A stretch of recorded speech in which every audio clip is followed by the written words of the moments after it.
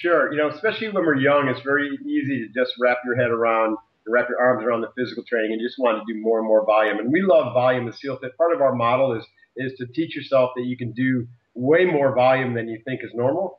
But at the same time, you need to back down and allow your body to rest and recover. And so we basically build in structurally, we build in recovery at least twice a week. And oftentimes, we'll bump it, and we'll add another one when our bodies kind of feel like they need it. And so Wednesdays or Thursday, depending on your schedule, we do an active recovery day. And that's where, you get out and play, do a long run or ruck or swim, not hardcore training. Give your central nervous system a break, give your joints and muscles a break. The same thing on Saturday or Sunday, again, depending upon whether you're a 7-day-a-week cycle or what your cycle is. So at least 2 days a week, you're giving your nervous system and your strength training a break. And then also at the end of every workout, or at least in an equal proportion to every hard training session, I like to do a soft training session. Those soft training sessions for us include a warrior yoga, which is kind of a real basic Western style yoga I developed for SEAL Fit. And it's real simple. It can be 15 minutes, but you're basically breathing and moving, flowing your body, and you're really, really bringing energy into your body. So you're recharging yourself. I also use just straight breathing exercises. So we have a warrior breath, we have our box breathing, some other breathing tools that we use, and then also some movement, really gentle movement exercises drawn from Qigong. Very powerful. So what these recovery tools do is we're activating your visual acuity, you're breathing, and you're moving, right? And the moving is working out the kinks in your joints, stretching. You got some flexibility involved, so it's more than stretching. It's obviously mobility involved. But then it's also detoxifying you because you're flushing out the toxins from your system from the hard training. And more important is settling down your mind and you're visualizing yourself being recharged, re-energized. This is really advanced training. Most of it came from my yoga and martial arts background. But what I found with SEAL Fit is when you bolt and combine the hard with the soft, the performance goes through the roof, and longevity and durability is very much enhanced. So it's powerful stuff, and it's not easy to teach really, without being in person though. That's the challenge with it. Yeah. But I think, just the small takeaway from that is that you should do in proportion your hard training to your soft training, whether that be yoga class or Tai Chi or deep breathing or stretching, just something to try and match your strength training. That's a good starting place. A lot of people, Tyler, just think recovery is not working out and getting some sleep. And that's one aspect of recovery, but it's way more powerful to look at recovery as another set of tools that you do that balance out and then re-energize you and keep everything flowing smoothly. It's kind of like, you take your car with a SEAL Fit WOD. It's like you're taking your car around the track. You know what I mean? You're not just taking it out of the garage. You're taking it around the track and you're racing that in. When you're done, it's got to go in the pit and it's got to get an oil change, right? They change the tires. They do a whole bunch of things to it before you take it back out on the track. Yeah. And so working in stuff, the Qigong, the yoga, the Tai Chi, breathing exercise, the visualization, all that, even if you just bundle a quick routine every day into 15 minutes, is that pit stop for your body and mind and spirit. That's a good analogy too, Mark, because you can't just take that race car and park it in the garage for a day and then go out and drive it hard and repeat that process over and over again. That doesn't work in the long run. Will do. Pretty soon the wheels fall off. Exactly.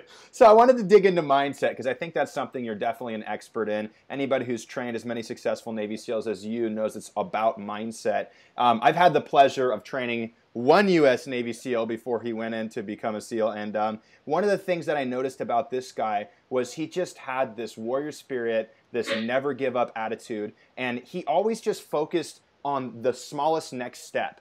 And to me, when looking at the SEALs, it's like the guys who really think they're going to come in and crush it and like looking forward to Friday, they're the guys that probably aren't going to make it.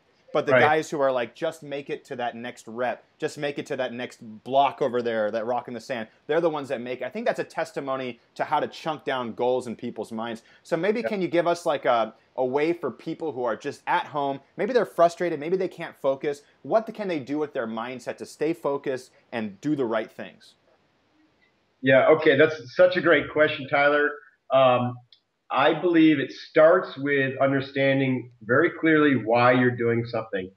And so, you can use the saying, what is your why, as a memory jog. So what is your why? If you're going to go into a hardcore training session or even a cycle, why?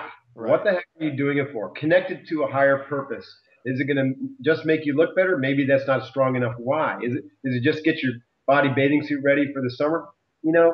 For some, maybe that's a strong why, but it's a short-term why, and you're going to go right back.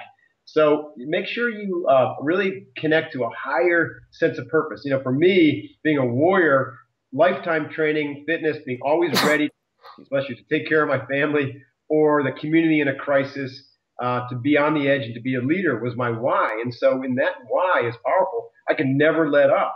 And yeah, do I take days off and do I ever I don't let my guard down, but I will take days off and I will relax. And I obviously have a lot of fun.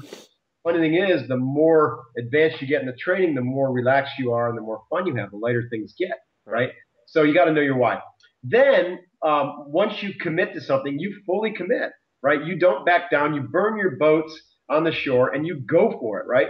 You go for SEAL training. There is no half-assed approach or you'll be one of the statistics. If you're going to go to become a SEAL or you're going to do anything important and you know why you're doing it, then you freaking go for it, right? And you don't take no for an answer. You have to have the attitude that they'd have to kill you to get you to quit.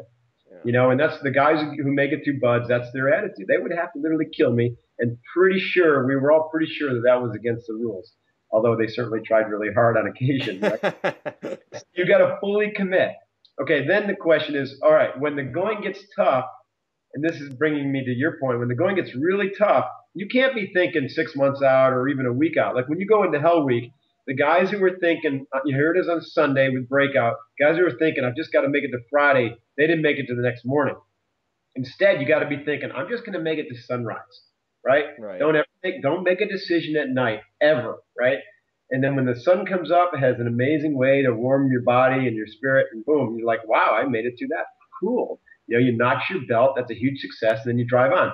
Now, when the going gets really, really tough, screw it. Go down to the next evolution or the next step even, right?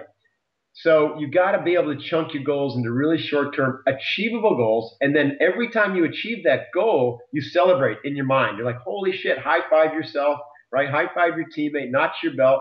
And so what happens is you start to develop this cycle of success where you're just stacking up all these little victories and you're like, all of a sudden you're indomitable. You're like, wow, I got this. Why would I quit now after I've achieved so much, right? So many victories. And then you just roll forward and the momentum builds and then you pretty much, wake up and all of a sudden you're at the end. And so that's a powerful approach. The next is presence. So how do you stay present? How do you develop your mind to stay focused on the task? Because I tell you what, in those hard moments, what your real problem is that your mind starts wandering and it starts wandering into negative territory. It starts thinking, I can't, this is hard, this sucks, I'm going to fail. And so if you could just learn how to focus your mind and keep it focused on the positive, then you'll be really, really powerful. And so this is a two-step process. First is breathing. If you can learn to pay attention to the breathing, then it keeps our mind focused on that instead of the other thing, the negative thing. And then once we get our mind focused, then we can basically take charge of it and start to focus it on positive through positive imagery and positive self-talk.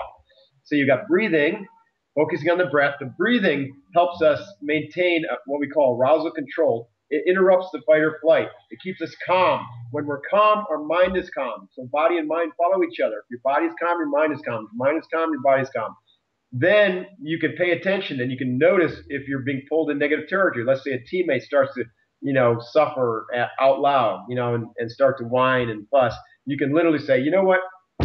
Turn to positive or else you're off the team. And then inside your own mind, you're like, not me. I'm feeling great, looking good, feeling good. I ought to be in Hollywood was my mantra.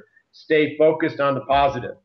So breath control, positive self-talk, visualizing yourself succeeding at a high level, visualizing yourself as powerful, setting really short-term goals, committing like a mother, backing down, and having a really strong why, understanding and connecting with why you're doing it all the time, especially when it gets tough. So there's your little Bible for mental toughness. That's fantastic, Mark. And you just mentioned something there towards the end. I think this is one of the things that kind of glares to me as another issue I see with most common people. is that they surround themselves with people who may not share similar goals, or Right. who may, put on the facade like, yeah, I want to lose weight too. We're going to do the paleo diet together for 30 days. And then 3 days later, they're eating donuts and ice cream and stuff like that. And that kind of stuff is really sad to me, because I see people fail because of who they're surrounded with. And obviously you're a good guy for a Navy SEAL candidate to surround themselves with. What should people look for when they're trying to surround themselves with positive people?